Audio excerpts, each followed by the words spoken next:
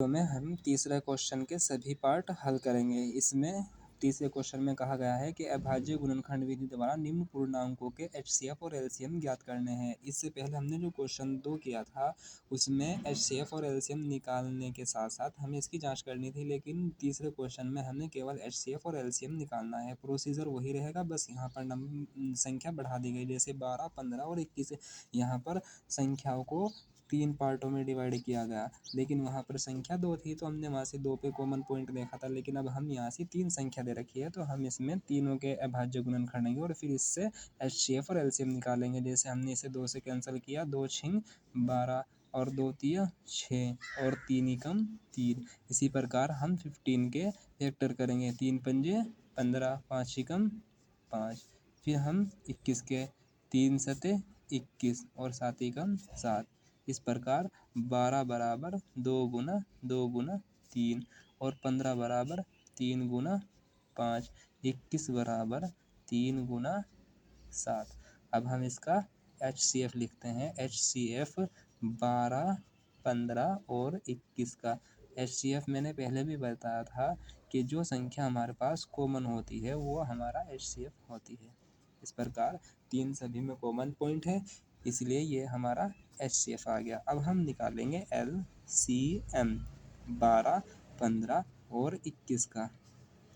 सबसे पहले हम छोटी संख्या लिखेंगे 2 गुना 2 और जो कॉमन पॉइंट था वो हमारा 3।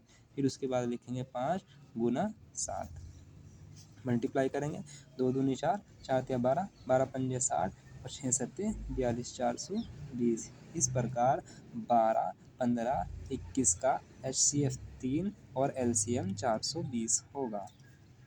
That's all. नेक्स्ट क्वेश्चन हमारे पास है 17, 23 और 29 का HCF और LCM निकालना है। लेकिन जो संख्या किसी और से कैंसिल ना हो वो अपने आप से ही कैंसिल होगी। 17 एकम 17 और 23 एकम 23 और 29 एकम 29। इस प्रकार 17 के फैक्टर 17 गुना 1 और 23 के फैक्टर 23 गुना 1 और 29 के फैक्टर 29 गुना 1। इस प्रकार HCF 17, 23 और 29 का कम से कम एक HCF होगा। फिर हम इसका LCM निकालेंगे। LCM में 17, 23 और 29 इन सब की मल्टीप्लाई करेंगे। 17 गुना 23 गुना 29।